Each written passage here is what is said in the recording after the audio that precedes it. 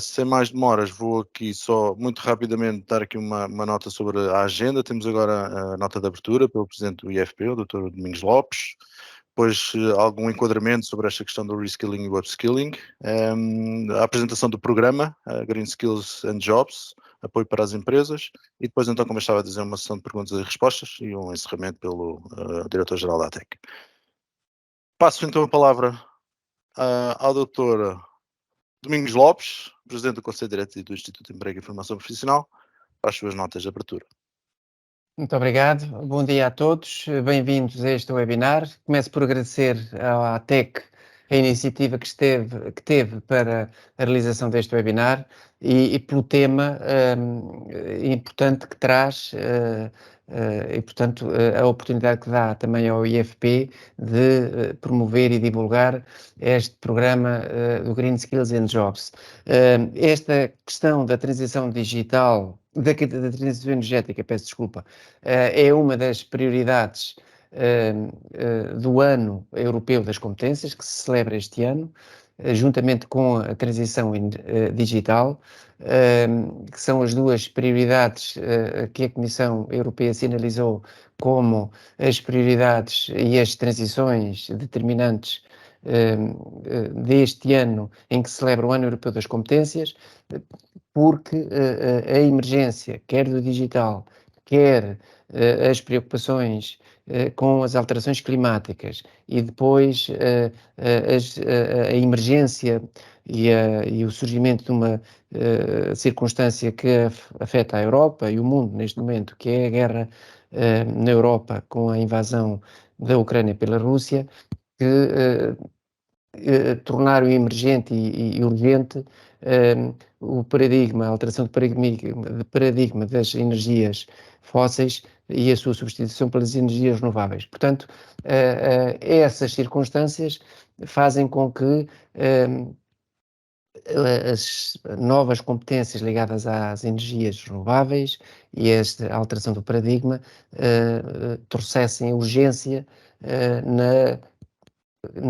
nas alterações e no aperfeiçoamento dos sistemas de ensino e formação profissional, com as novas profissões e a emergência de novas profissões nestas áreas da energia e da transição energética e, portanto, esta é uma prioridade das prioridades e portanto, todas as iniciativas que contribuam para o debate e para o aprofundamento das questões e da formação, e neste caso concreto os sistemas de formação, são bem-vindos e, portanto, felicito mais uma vez a ATEC e, neste caso, também o serviço do Instituto de Emprego. Não me fica bem estar a felicitar em causa própria, mas é de louvar as iniciativas que são feitas, todas elas, para promover esta circunstância e este evento. E, portanto, muitos parabéns a todos pela iniciativa e muito obrigado a todos pela vossa participação. Espero que seja útil e que seja um debate muito importante e que seja proveitoso para todos. Muito obrigado a todos. Muito obrigado, Domingos Lopes, pela sua intervenção inicial. Vamos agora então passar ao tema do reskilling e do upskilling, e para isso teremos aqui a Andrea Fernandes, da Country Manager da IET New Energy, que nos vai dar aqui um bocadinho um enquadramento também a nível europeu daquilo que é esta problemática no fundo. Andrea, se faz favor. Muito obrigada, João. Bom dia a todos. Aproveito também para começar por agradecer à TEC pela oportunidade de comunicar a nossa abordagem em não energia à gestão de talento. Uma nota também de agrado ao IFP por esta iniciativa numa área tão crítica para a nossa economia, que é a descarbonização e a transição energética.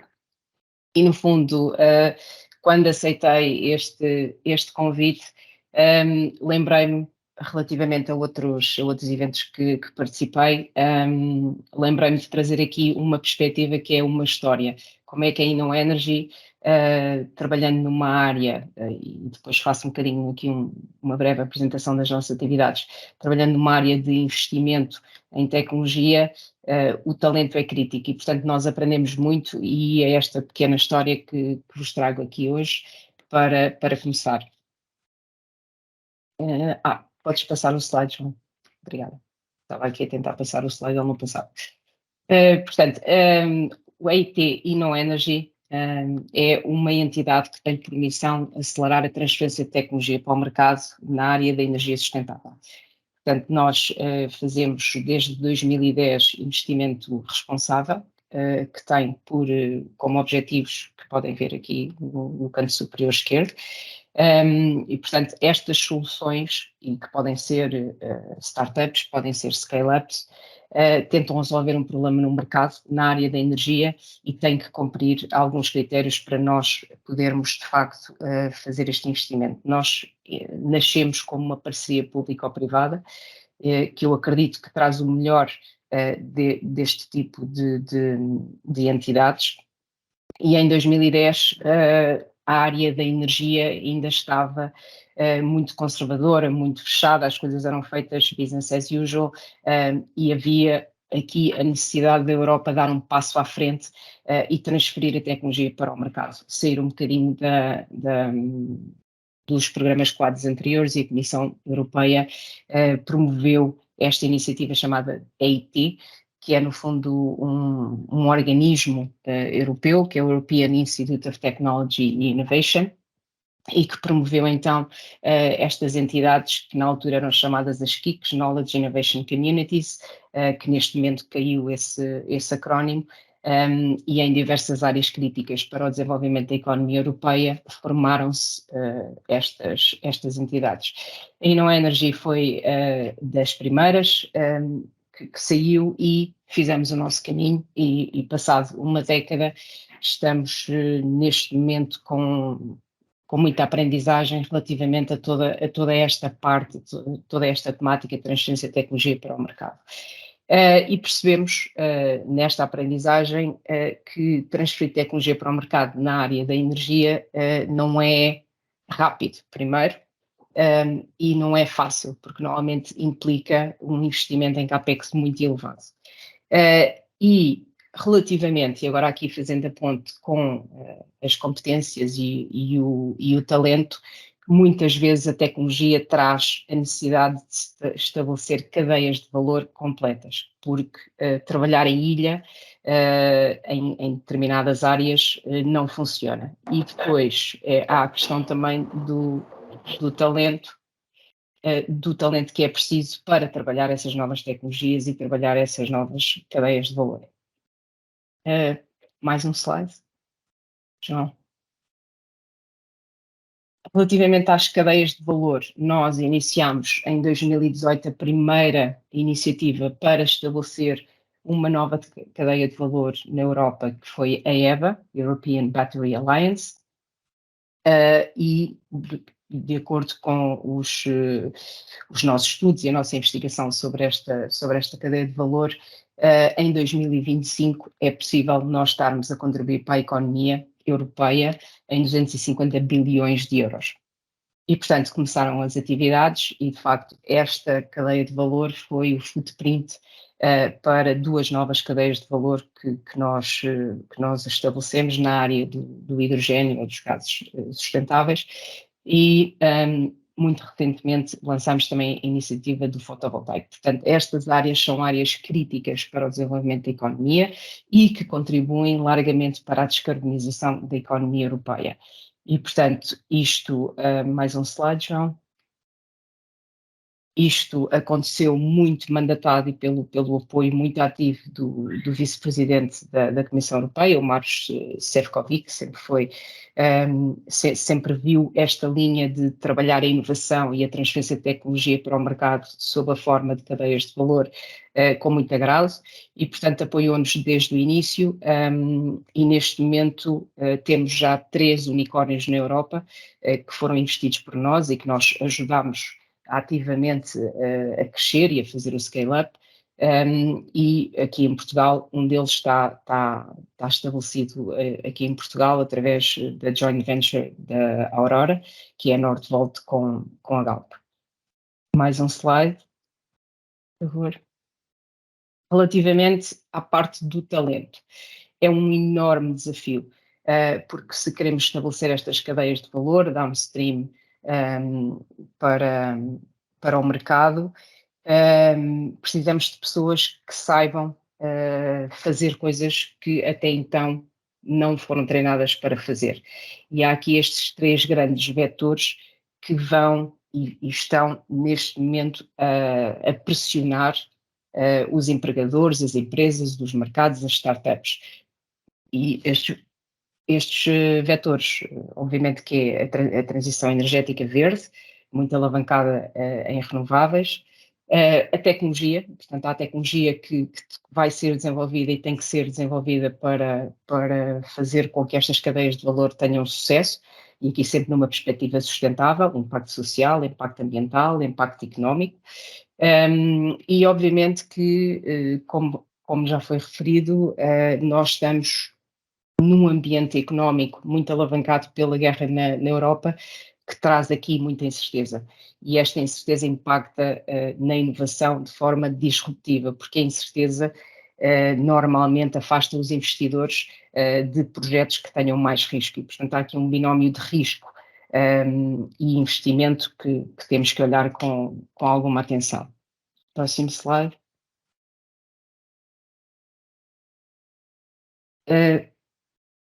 Nós pensamos, e isto obviamente que são estudos que são feitos em parceria com outras entidades europeias, mas estes são os números que nós achamos que vão impactar uma alteração, por vezes disruptiva em algumas cadeias de valor, da força de trabalho.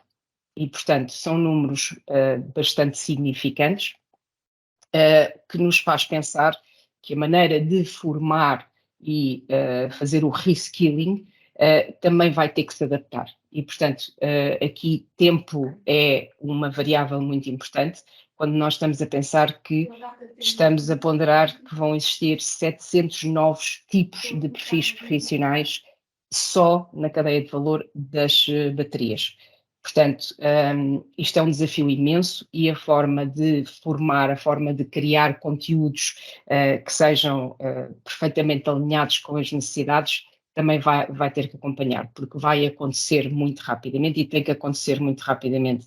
Estamos a falar de horizontes 25, 30, é já ali. Portanto, e as coisas ainda estão a ser formadas, e por isso é que iniciei com a nota de agrado que estas iniciativas focadas na transição energética são muito importantes. Próximo slide. Portanto, na InnoEnergy, nós temos uma abordagem muito focada no feedback do mercado. Portanto, o mercado, e aqui o mercado, quando falo em mercado, englobamos todas as entidades que trabalhamos, a indústria, as startups, as scale-ups, as universidades, os próprios governos, portanto, atores das cadeias de valor, que são os distribuidores, e, portanto, com esse feedback nós procuramos as pessoas ou as entidades que têm mais experiência e que têm maiores desafios para colaborar connosco, e traduzimos isso num conteúdo em diversas áreas, que vai promover a criação de conhecimento que será retido em posto de trabalho com um determinado perfil profissional. Portanto, esta é a nossa abordagem, que achamos que será mais rápida, para realmente trazer esta nova força de trabalho requalificada para a Europa. O próximo slide, João. Portanto, esta é a nossa metodologia. Portanto, a cada 6 meses, e tendo os inputs das próprias pessoas que estão a ser requalificadas e qualificadas, formadas, e todos a própria economia, o desenvolvimento da economia, todas essas aprendizagens fazem-nos rever os conteúdos de 6 em 6 meses, e lançar a cada 6 meses uma segunda edição desse tipo de conteúdos. Os conteúdos são, obviamente, online, para harmonização, portanto, há muita coisa que terá que ser harmonizada, porque uma pessoa que trabalha no setor dos moldes poderá trabalhar no setor das baterias e terá que ter aqui, por exemplo, alguma química ou alguma ciência mais clássica.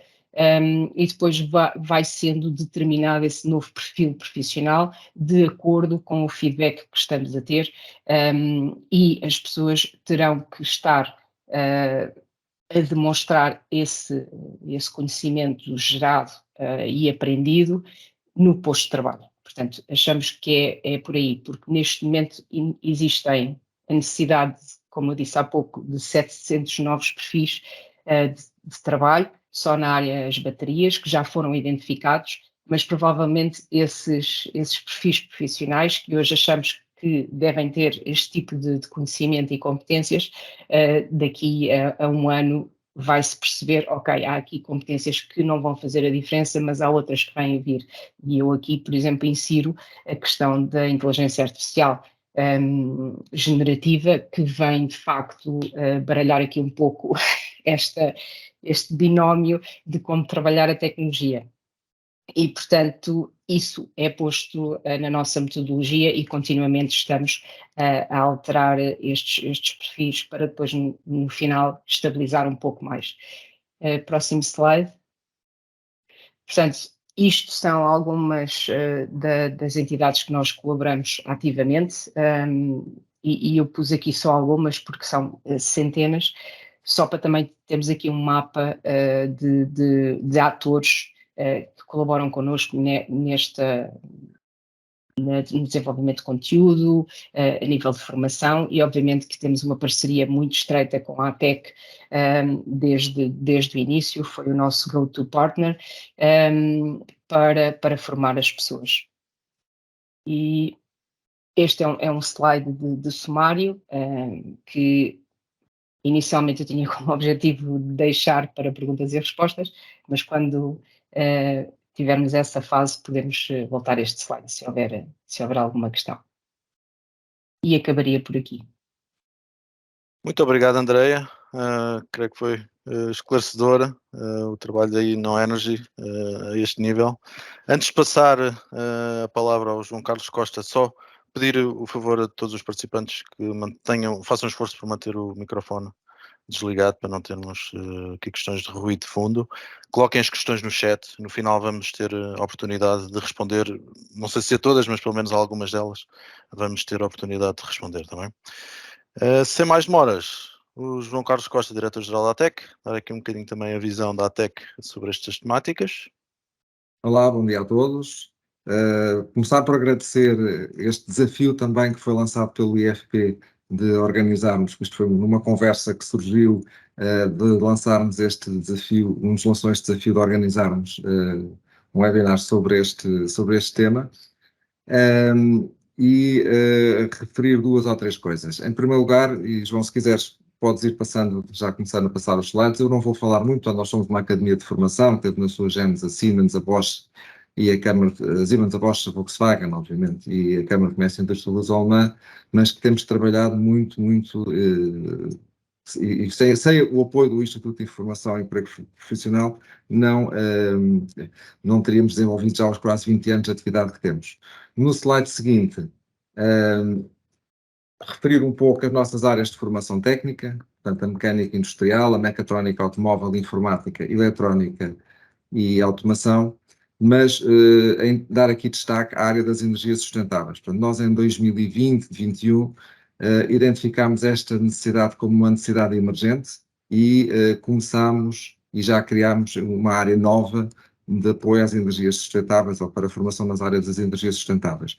Esta necessidade já vem um bocadinho de trás, já uns anos antes tínhamos criado um curso de especialização tecnológica de gestão e controle de energia, com os maiores entidades em Portugal, como a EFASEC, como a EDP, como a REN, como a Siemens, no sentido de desenvolver profissionais ou de qualificar profissionais para apoiar as empresas neste recurso que cada vez será um recurso mais não diria escasso, mas com maior peso na economia e no desenvolvimento das atividades das empresas, que é a energia. E, portanto, esse foi um dos nossos objetivos. Temos já aqui, nas nossas instalações em Palmela, e no slide seguinte podemos ver uma breve fotografia, portanto, estamos a desenvolver já aqui laboratórios e oficinas nesta área. E, em particular, e falando agora aqui um bocadinho na questão das baterias, nós de vez em quando falamos de energias sustentáveis, vamos muitas vezes só falando das baterias, mas as energias sustentáveis vão muito para além das baterias. Aliás, nós o ano passado quando assinámos um protocolo com a InnoEnergy, foi no âmbito de uma EBA Academy, que entretanto foi evoluindo e hoje é a InnoEnergy Skills Institute, e penso que não me enganei no nome, porque o nome é muito recente, portanto foi constituído em maio, se não estou em erro, Andréa, e portanto, porquê? Porque se sentiu esta necessidade que a energia não é só baterias. Portanto, falamos muito das baterias por força da indústria automóvel, mas que é uma tecnologia, na verdade, emergente. Portanto, e nós hoje falamos de baterias de lítio, mas nem sabemos se essas serão as baterias do futuro. Existe já hoje tecnologia que nos permite fazer já esta transição energética. Estamos a falar, por exemplo, a nível de parte elétrica, dos sistemas fotovoltaicos, na energia térmica, por exemplo, questões como a instalação de bombas de calor recorrendo à energia elétrica produzida de forma sustentável. E, portanto, nós temos vindo a trabalhar nesse âmbito. No caso concreto das baterias, portanto, nós temos, além desta parceria e deste contacto muito próximo com a InnoEnergy, nós pertencemos ao projeto Allbats, promovido pela Comissão Europeia no âmbito do Erasmus, que tem como objetivo definir a estrutura, e aqui passando um bocadinho a expressão, um projeto blueprint, ou seja, definir a estratégia toda em termos de competências necessárias, de formação necessária nas áreas, no setor das baterias e em toda a sua cadeia de valor. Nós acreditamos, e na ATEC temos estado aqui a focar-nos sobretudo mais em termos da cadeia de valor na integração, na operação e depois na reutilização. Temos-nos focado mais nessa área, mas todo o sistema é muito dinâmico e basta referir que, por exemplo, que já foi anunciado, que iremos ter aqui uma refinaria de lítio próximo, em Setúbal, e, portanto, as questões de matérias-primas e processamento, pontualmente poderá haver estas necessidades. E daí a importância destas parcerias, nomeadamente com a InnoEnergy, que tem um portfólio já de formação criada bastante alargado, multilíngua, e que no contacto temos tido com muita flexibilidade para podermos criar aqui percursos formativos adaptados às necessidades de cada setor, de cada área, de cada empresa, inclusive, e portanto tem sido uma parceria bastante interessante e importante. Pertencemos também ao cluster português, eu digo cluster, apesar de ainda não estar formalmente reconhecido, mas o cluster de competitividade pretende ser um cluster de competitividade do cluster das baterias, ou cluster automóvel, e mais recentemente, no âmbito do PRR, também pertencemos a uma das agendas mobilizadoras, a New Generation Storage, que tem como objetivo também promover esta cadeia de valor em Portugal. Para terminar, porque o que é importante depois também será passar aqui a palavra a seguir ao IFP para apresentar as possibilidades e aquilo que hoje existe como disponível para as empresas poderem pensar já nesta transição e de preparar as suas pessoas para a transição energética e para a transição e para a descarbonização. Há pouco a Andréa referiu a questão do investimento. E quando falamos muitas vezes de investimento nestas áreas, pensamos nos megas investimentos que são necessários de equipamentos. Eu diria que isso é obviamente importante e fundamental, mas é também fundamental ter depois as pessoas qualificadas para poder gerir esses mesmos investimentos e tirar partido desse equipamento e dessa tecnologia nova que está a ser introduzida. E se calhar para alguns que estão aqui podem dizer, mas eu se calhar só daqui a 2, 3 anos ou daqui a 1 ano é que vou estar confrontado com esta situação. A formação das pessoas nestas áreas, que é uma área nova, com muitas questões, às vezes não é uma questão de tecnologia nova, mas a combinação da tecnologia que vamos usar, essa sim é nova, tem que começar a ser feita o mais rapidamente possível. E aproveitando estas oportunidades que o Carlos Fonseca irá também, seguramente agora, apresentar de seguida.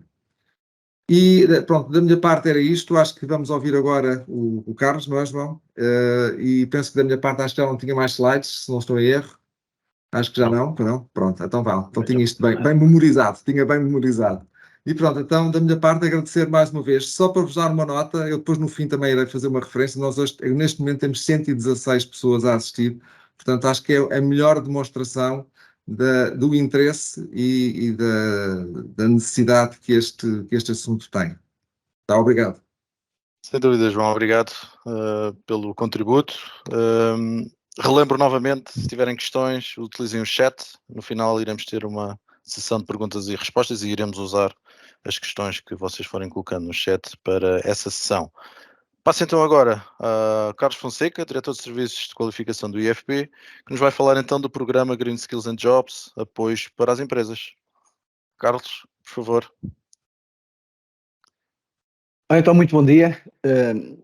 Começo por reiterar o agradecimento e a oportunidade que nos é dada para explicitar o programa Trabalhos e Competências Verdes, Green Skills and Jobs. De facto, neste mundo muito marcado por esta necessidade urgente de transformação energética e ambiental, num fenómeno que não pode ser combatido de forma isolada, de forma alguma, mas antes diria que uma chamada de atenção para uma ação conjunta, tendo em vista um futuro e um mundo mais sustentável do que aquele em que vivemos. E de maneira que, de seguida, irei focar os aspectos que considero mais importantes do referido programa, o qual não dispensa, como é evidente, uma consulta mais aprofundada ao regulamento que está disponível no site do IFP. E para esse efeito irei focar de forma muito rápida aquilo que é o enquadramento legal e os objetivos do programa, as entidades promotoras, os destinatários, os percursos de formação e as ações de formação elegíveis, o processo de candidatura, bem como os apoios financeiros e obrigações previstas no referido programa. Próximo slide. E de maneira que retorno a outubro de 2022, a resolução do Conselho de Ministros número 87 desse ano, numa altura em que estávamos num pico, de facto, de um aumento brutal do custo energético, e de maneira que esta resolução queria na altura, se não falha a memória, 22 medidas para mitigar, de facto, os preços de energia, e entre elas, penso que a 12ª, que prevê a criação do programa Trabalhos e Competências Verdes, Green Skills and Jobs, a implementar pelo Instituto de Emprego e Formação Profissional. E daí, então, logo no início deste ano, é publicada a Portaria 21 de 2023, com o programa designado Trabalhos e Competências Verdes, Green Skills and Jobs, que é um programa de formação profissional especificamente para a área energética. Próximo slide. A centralidade do programa prende-se efetivamente com a questão da formação profissional.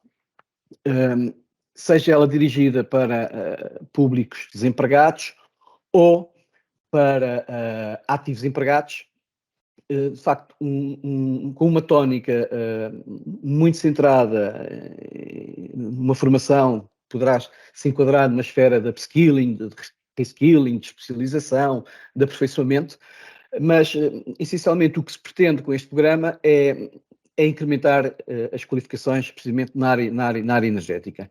E por inerência e forma colateral, e com isso também promover a manutenção de postos de trabalho das entidades que foram afetadas pelos custos de energia. Também, de facto, no âmbito de alguma procura, ou de muita procura que exista no mundo do trabalho, pode passar o slide à frente, por favor. Ok, sim. Prever então a inserção profissional de pessoas desempregadas no âmbito da economia verde e dotar um mercado de trabalho de ativos, sejam eles desempregados ou empregados, com competências precisamente nestas áreas da transição de eficiência energética e com isso um contributo para aquilo que importa efetivamente, que é potenciarmos esta transição e a melhoria da eficiência energética das entidades empregadoras. Próximo slide. Quem é que são as entidades promotoras deste programa? São os centros de gestão direta do IFP e os centros de gestão participada, vulgo os centros protocolares. São todas as entidades formadoras certificadas pela GERT, bem como as entidades empregadoras direta ou indiretamente através das respectivas representativas associações representativas.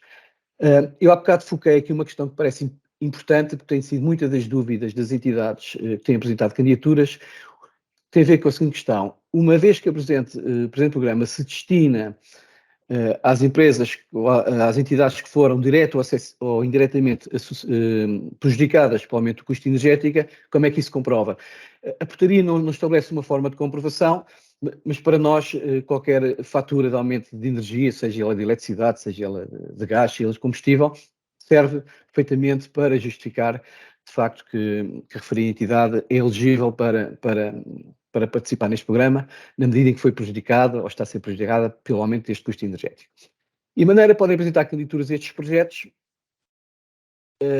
as entidades empregadoras, diretamente ou através das respectivas associações, ou as entidades formadoras certificadas pela GERT. E aqui, se calhar, estamos perante uma das questões mais importantes deste programa e onde também muitas das entidades têm apresentado dúvidas. A seguinte situação: a ATEC é a entidade formadora, mas não deixa de ser uma entidade empregadora. Ou seja, a ATEC sozinha poderá, sem necessidade de consórcio, como está mais abaixo referido, apresentar uma candidatura a este programa.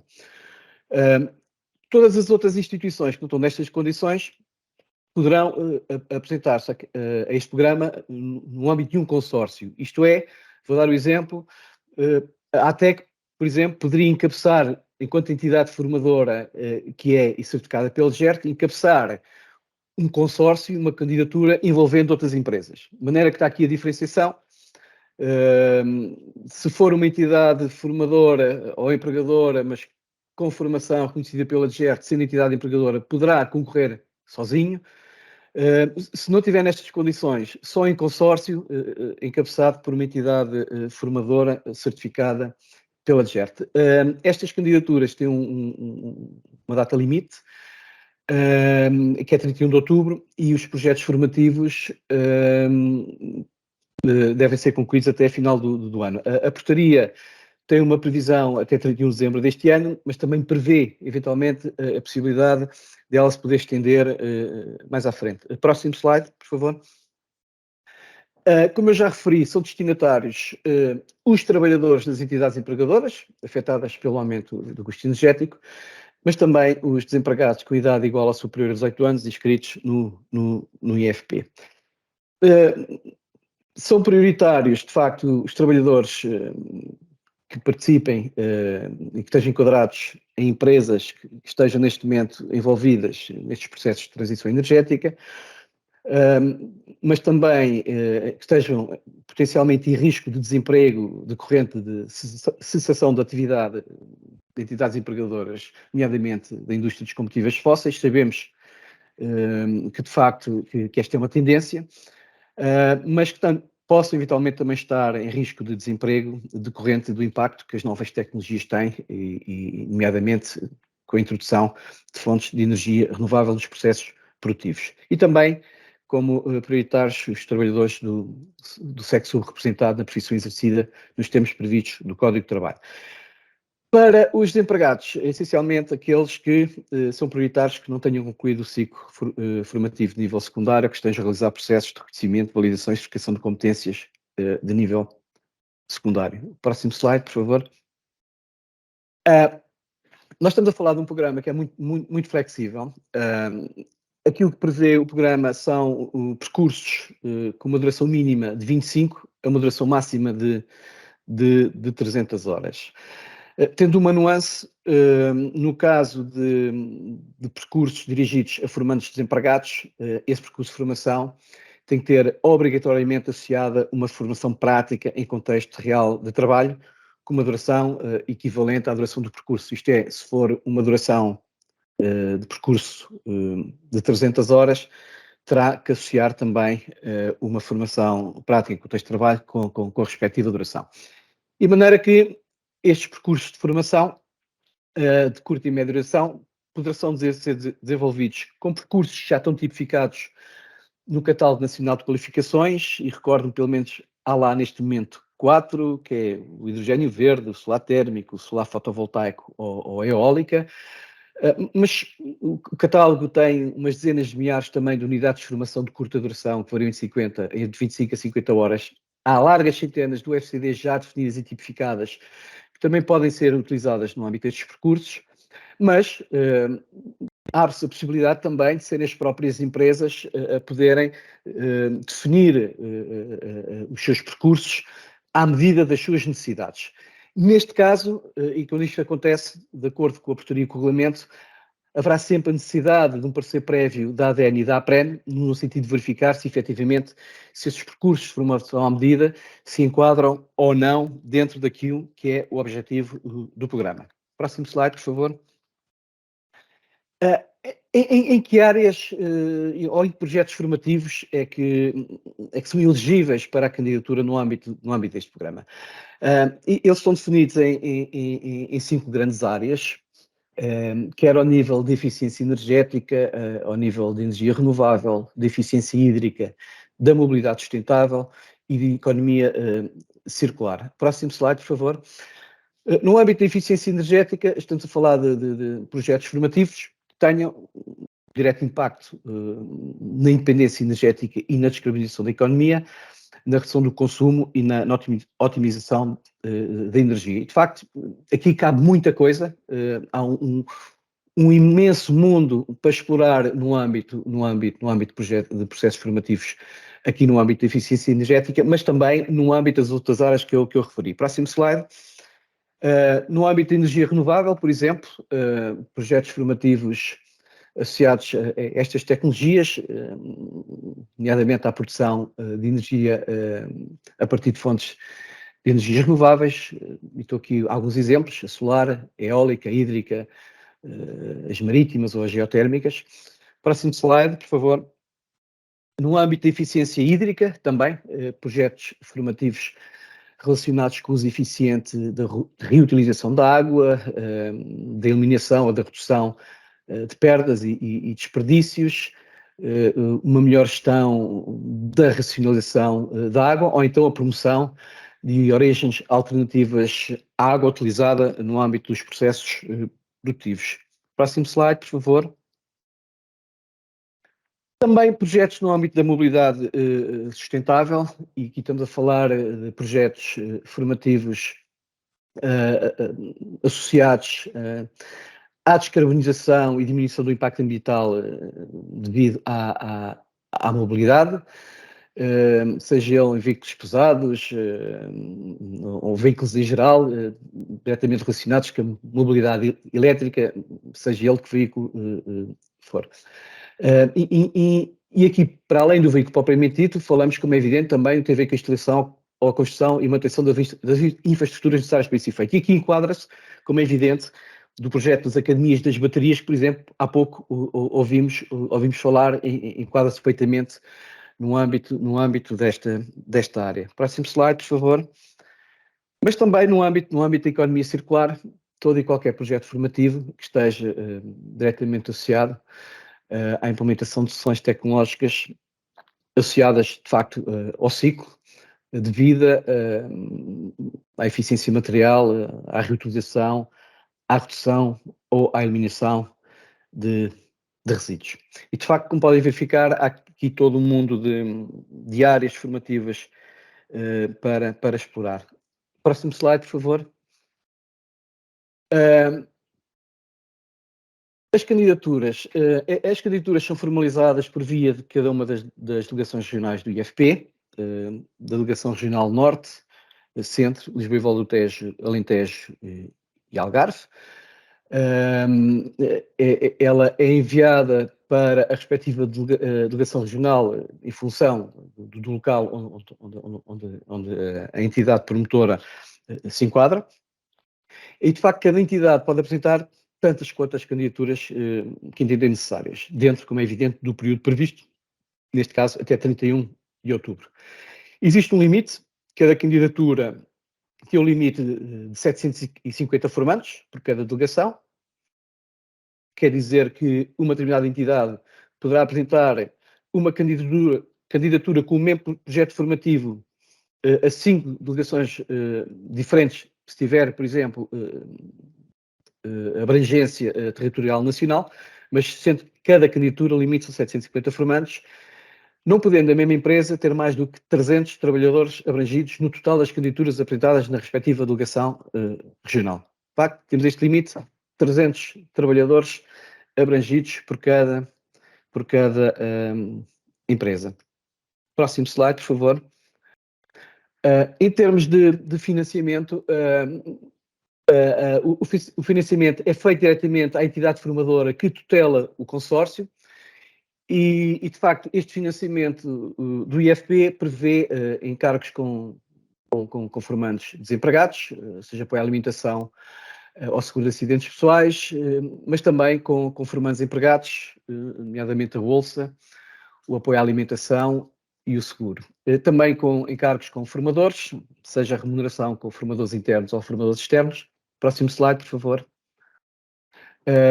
Mas também outros encargos, como rendas, encargos relacionados com a preparação, desenvolvimento e acompanhamento da formação ou encargos gerais de projeto. De facto, está aqui um quadro, isto é informação que está no regulamento da medida, que está no site do IFP, e aqui está encargos com formandos, encargos com formadores e depois outros encargos gerais e transversais relacionados com o pessoal afeto ao projeto, rendas, aluguéis e amortizações ou outros custos relacionados com o projeto propriamente dito. Próximo slide, por favor. De facto, existem obrigações também, e estas obrigações decorrem em função do público-alvo com que tenhamos a trabalhar, sejam eles desempregados ou empregados. As entidades empregadoras que pretendem incluir formandos desempregados em formação em contexto de trabalho assumem estas responsabilidades. Acima de tudo, suportar os custos inerentes à realização dos apoios sociais, seja a bolsa de formação e subsídio de refeição e o seguro de acidentes pessoais, e obrigam-se também à contratação de pelo menos de 80% dos formandos desempregados que concluam com aproveitamento a formação. Obrigo de um contrato sem termo que deve ser firmado 60 dias após a conclusão da formação. E obrigam-se ainda, no caso de formandos desempregados, no âmbito dessa contratação, a uma remuneração base mensal bruta mínima de 1.320 euros quando estamos perante um jovem até 35 anos e com nível 5 de qualificação, e nos outros casos, 2 vezes o indexante de apoios sociais. Próximo slide, por favor. O mesmo, como é evidente, como todos percebem, não acontece no âmbito dos formandos empregados, mas seja num caso ou outro, as empresas obrigam-se e comprometem-se, terão que se comprometer à obrigação da manutenção dos respectivos contratos de trabalho, pelo menos durante 12 meses após a conclusão da formação, incluindo os trabalhadores ativos que beneficiem da formação ao abrigo do presente programa. Próximo slide, por favor. Há aqui um apoio extraordinário que é feito às empresas, é um incentivo. As empresas terão direito, por cada trabalhador abrangido em formação, a um apoio extraordinário, no equivalente de 50% do índice exante de apoios sociais, como referi, por cada trabalhador abrangido. Este apoio é pago de uma só vez após a conclusão do projeto de formação. E como eu referi, assume-se essa obrigação da manutenção dos respectivos contratos de trabalho desses trabalhadores abrangidos durante os 12 meses após a conclusão da formação. Próximo slide, por favor. Como eu referi no início, de facto, esta é uma breve apresentação que foca aquilo que eu considero que são os aspectos assim, mais importantes do referido programa. Ele não dispensa, como é evidente, uma consulta mais minuciosa ao regulamento, e está aqui, de facto, o caminho. Ele está no site do IFP, no sítio da formação, e aí poderão aceder a uma ficha de síntese com o resumo da informação, à portaria ao despacho e ao regulamento específico com os respectivos anexos que são necessários à formalização da candidatura. Próximo slide, por favor, e penso que terminei. De maneira que, dito isto, a transformação energética e ambiental é algo que como eu referi, que não pode ser resolvido por cada um de nós, ela é uma chamada, de facto, à ação conjunta, e de maneira que acreditamos que, de facto, este programa possa ser um contributo ou um catalisador para que juntos possamos, enfim, criar um mundo onde a natureza floresça e o ar seja mais puro, a água mais limpa e, de facto, um futuro mais sustentável, pelo que contamos com a vossa participação no programa Trabalhos e Competências Verdes, Green Skills and Jobs. Muito obrigado pela vossa atenção e estarei disponível para as questões que forem necessárias. Muito obrigado. Muito obrigado, Carlos Fonseca, pela apresentação do programa. Vamos passar agora então à sessão de perguntas e respostas. Nós já recolhemos aqui algumas perguntas que foram sendo colocadas no chat. Se calhar punhamos aqui os nossos oradores online a mostrar, não sei como é que vais fazendo isso. E para passarmos à sessão de perguntas e respostas, vamos então colocar aqui o João Carlos Costa, a André Fernandes e o Carlos Fonseca, se bem que penso que as perguntas são muito dirigidas ao programa. Vamos ver, vamos ver quem terá a possibilidade de responder. Então, a primeira pergunta está no set, é: se este programa é um apoio para a generalidade das empresas, porque é que o regulamento blinda o acesso, sobretudo às micro, pequenas empresas com necessidade de um contrato de consórcio?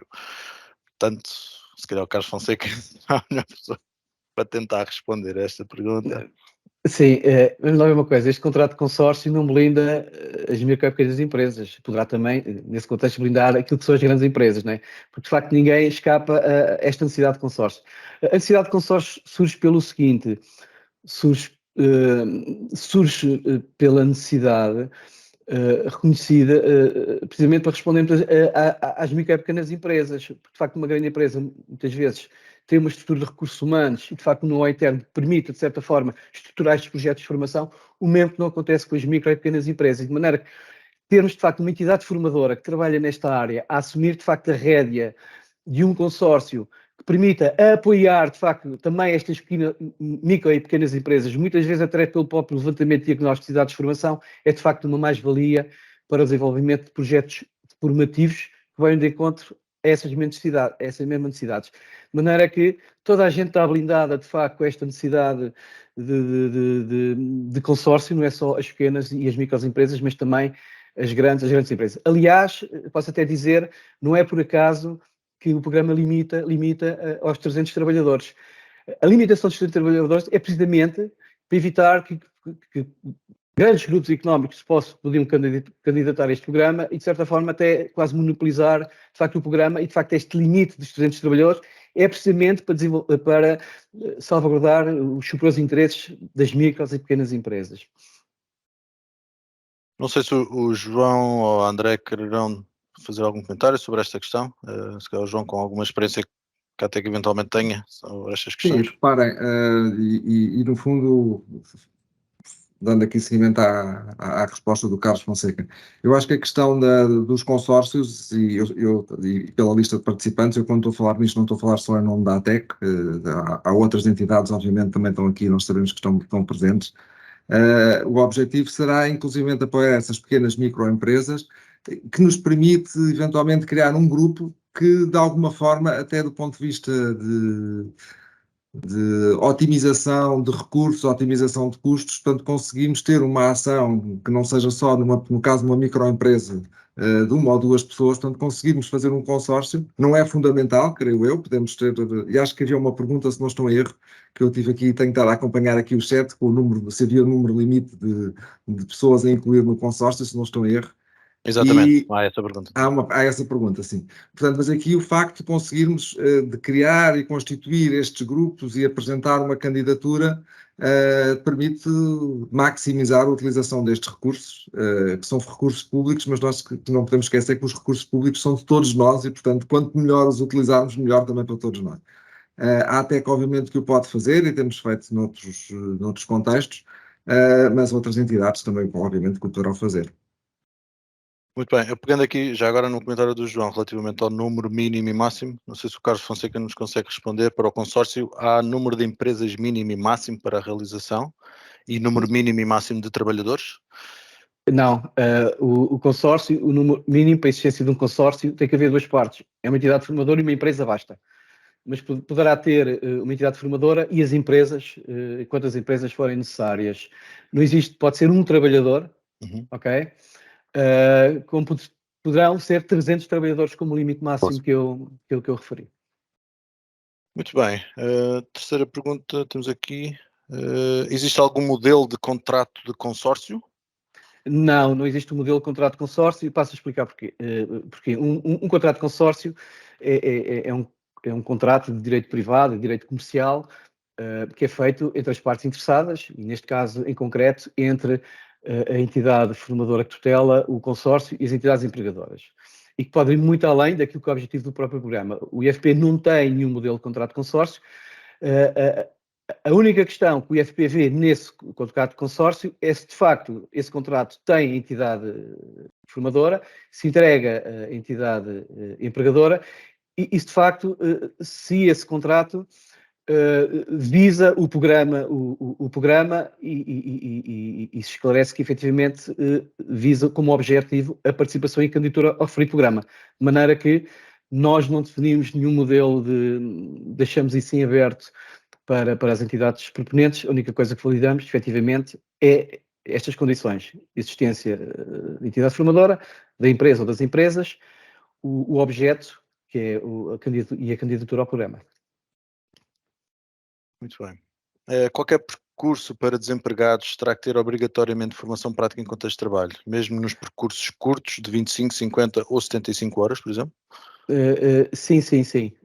Sim, tem que ter. Eu penso que há aqui uma pergunta até do próprio IFP que refere se esses cursos podem ser integrados simultaneamente empregados e empregados. Sim, mas queria alertar aqui o colega do IFP que a portaria e o regulamento só dispensa o IFP de uma coisa, que é de apresentar a candidatura. Mas em tudo o resto, o IFP terá que cumprir escrupulosamente e rigorosamente aquilo que está previsto no regulamento, incluindo as condições que eu falei há pouco para os ativos, para os desempregados. De maneira que... Outra pergunta. As entidades que recorram às medidas de apoio extraordinário podem identificar apenas alguns trabalhadores do total dos que concluíram com o aproveitamento da formação? Sim. Sim. Sim. É fácil. É fácil. Muito bem. Outra pergunta. Por exemplo, aqui uma escola profissional que também é entidade formadora certificada pela DGERT pode apresentar candidatura autónoma ou tem de ser sempre em consórcio? Não, no caso da escola profissional, ela é entidade formadora, estará à partida certificada pela DGERT, tem trabalhadores e, é como eu referi, pode apresentar uma candidatura de forma isolada, sem necessidade de consórcio. Para os seus próprios trabalhadores, é isso? Exatamente, sim. Assim como a TEC. Como a TEC. Okay. E outra questão, a entidade formadora pode apresentar uma candidatura tipo aberta em que posteriormente possam realizar numa empresa cliente ou tem que ser já feita a candidatura, já com o consórcio formado? Sim, o consórcio faz parte do processo de candidatura e de facto nós temos tido muitas candidaturas, isso de facto tem sido, temos nos deparado com muitas entidades a apresentar a candidatura, mas de facto não apresentarem contrato de consórcio. O contrato de consórcio é obrigatório na fase de formalização da candidatura e de facto tem que já ter as empresas identificadas. Relativamente aos prazos de execução da candidatura, prevêem que este possa ser prorrogado ou há essa possibilidade? Ou... A portaria prevê essa possibilidade, está na própria portaria. Neste momento não estou em condições de informar se irá ou não ser prorrogada. Mais uma pergunta. Qual será o enquadramento das áreas de formação segundo as UFCDs a ministrar? Por exemplo, da eficiência hídrica, penso que se encontra no referencial de operador agrícola, existem várias UFCDs desta temática. Há algumas áreas específicas em que devam ser enquadradas as UFCDs? Não, o programa não se centra tanto no conteúdo, mas mais num objeto daquilo que se pretende alcançar. E de maneira que tudo aquilo que seja o UFCDs do catálogo ou formações à medida que venham a ser propostas e que visem as 5 áreas que eu há pouco referi, são perfeitamente elegíveis para integrar este programa, ok? Sejam elas do UFC do catálogo ou não sejam do UFC do catálogo, todas elas que enquadra, como eu referi, naquilo que o objeto são passíveis de ser desenvolvidas e financiadas no âmbito do presente programa. Até porque assim, estamos a falar muitas vezes de muitas áreas e nem sequer existe oferta de formação. Eu posso dizer um exemplo, por exemplo, no âmbito do PRR, o IFP até já está a receber neste momento equipamento no âmbito, por exemplo, conjuntos de laboratórios para formar pessoas no âmbito de eficiência hídrica e, de facto, quer dizer, ainda não temos oferta de formação no âmbito, ou, por exemplo, no âmbito de laboratórios de hidrogênio, como o investimento que estamos a fazer, que nem sequer existem essas ofertas, ou seja, elas vão ter que ser trabalhadas e têm que ser desenvolvidas no âmbito destas formações à medida, de maneira que são perfeitamente enquadráveis no âmbito do programa. Uma outra questão, relativamente ao se o plano de formação for constituído exclusivamente por UFCDs do catálogo, é necessário ou imperativo assegurar a elegibilidade dos participantes nesses níveis de qualificação, por exemplo, das UFCDs? Sim, sim, tem que se assegurar essa elegibilidade. Se tivermos a falar, por exemplo, de um percurso constituído por FCDs de nível 5, há que garantir a elegibilidade, não é?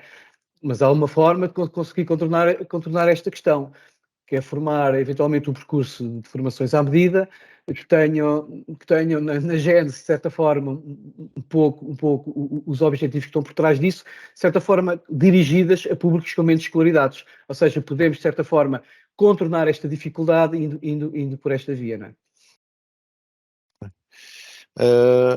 Aqui uma questão sobre o limite dos 300 trabalhadores. Será para os elementos da informação ou o número de trabalhadores da empresa?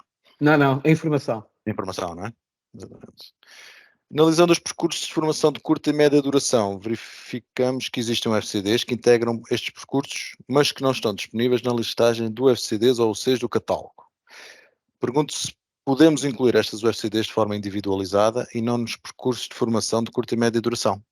Assim, podem e devem. Devem.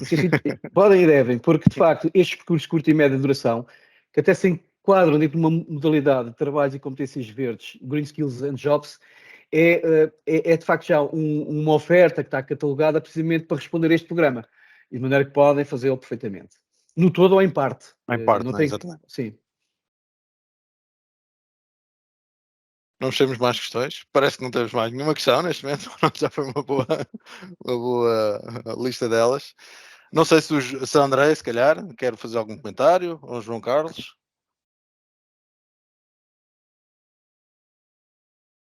Ok, afinal ainda há aqui mais Então uma pergunta. ainda há João, mais espera aí, uma. antes de continuarmos. É se num grupo de formação pode incluir formandos, empregados e desempregados. Isso sim, não é? Sim. Pode. Muito bem. Pronto, já agora apareceu aqui outra de repente. Qual o número mínimo de horas para a formação prática em contexto de trabalho? É assim, no caso dos ativos desempregados, se não me falha a memória, a formação prática em contexto de trabalho deve ter a mesma dimensão que o percurso de formação. Ou seja, se o percurso for de 25 horas, a formação em contexto de trabalho deve ser de 25 horas. Pronto, exatamente. Mais uma pergunta, mas a resposta é sim. Já agora posso dizer que uma candidatura pode ter apenas um curso de 25 horas. Estava na apresentação, não é? Pode ser desde as 25 horas. Então, João, em vez de começarmos por ti, porque vais encerrar, se calhar começamos pela Andréia para ver se ela quer fazer algum comentário, alguma questão ainda para finalizarmos, já estamos na hora. Só agradecer e com muito bom grado vejo aqui muito interesse nestas áreas e obviamente se a Não Energia puder ajudar de alguma forma, estamos cá, contactem-nos, que estamos sempre abertos a receber feedback e a trabalhar em conjunto. Muito bem, obrigado André pela participação também. Carlos Fonseca, não sei se antes de terminarmos ainda quer dizer mais alguma Não, coisa. só de facto agradecer de facto esta oportunidade e até que esta oportunidade que nos dão e às entidades que aqui nos estão a ver e a ouvir, dizendo que as delegações regionais do IFP estarão e o próprio Departamento de Formação Profissional, se entretanto chegarem mais questões, estamos perfeitamente disponíveis para poder esclarecer e apoiar, porque de facto estamos sedentes de facto que as empresas se juntem a nós e que possam de certa forma se candidatar, como eu referi. De facto, a urgência de facto deste processo de transformação que estamos a viver não pode ser resolvido só pela administração pública, não só pelo IFP, não só pela TEC, mas é um processo que temos que trabalhar todos em conjunto e acreditamos de facto que este programa é um pequeno contributo para podermos seguir em frente. Muito obrigado. João, então dou-te agora a Então, palavra. só para uma palavra Vou fechar. breve, já estamos mesmo na hora e temos sido muito disciplinados, portanto agradecer também essa disciplina a todos os participantes, oradores, eu incluído, portanto aqui peço desculpa pela falta de modéstia, mas portanto conseguimos cumprir aqui à risca. Eu acho que se dúvidas havia quanto à pertinência e a oportunidade que este tema tem, ficou hoje aqui demonstrada. Nós tivemos 180 inscritos e confesso que pela nossa experiência que temos de organizar webinars neste modelo, normalmente, como eu referi no início, a taxa de inscritos versus participantes nem sempre é as melhores. Neste caso tivemos 2/3, pelo menos 2/3 dos... Porque eu não consigo, eu só vou vendo o número, portanto não sei se foram todas as pessoas, alguns podem ter entrado e saído, mas tivemos sempre um nível muito elevado de participação, com cerca de 2/3, tivemos 120 pessoas quase sempre aqui em linha, o que revela a importância e a necessidade de, eventualmente, falarmos mais vezes e mais tempo sobre estas temáticas. Portanto, mais uma vez, só agradecer a todos, aqui à Andreia, pela sua participação, que acho que foi muito, muito importante na perspectiva do enquadramento e da necessidade a nível até europeu desta temática. E ao IFP, portanto, Domingos Lopes, Carlos Fonseca. Sei que houve colegas também aí do departamento que estavam online, alguns a responder a perguntas, portanto, também agradecer a vossa participação. E da nossa parte, a ATEC, estamos sempre disponíveis para colaborar. Como referi, nós temos a desenvolver muito trabalho nesta área. Se nos quiserem considerar para algum consórcio, obviamente que estaremos disponíveis para analisar e trabalhar em conjunto. Mas, de qualquer forma, mais uma vez agradecer e não deixar de agradecer ao João Alves também, aqui pela moderação, e pela Cátia, que está ao lado dele, que teve também aqui a moderar todas as entradas e o chat. Portanto, agradecer-vos também a vocês todo o trabalho que tivemos nesta preparação. Portanto, mais uma vez agradecer e agora não alongar muito mais, tivemos tão bem durante esta hora, portanto não vou estragar agora aqui o compromisso de acabarmos por volta das 11. E mais uma vez obrigado a todos e até uma próxima. Obrigado. Obrigada, bom dia. Tá, Obrigado, muito obrigado, bom dia.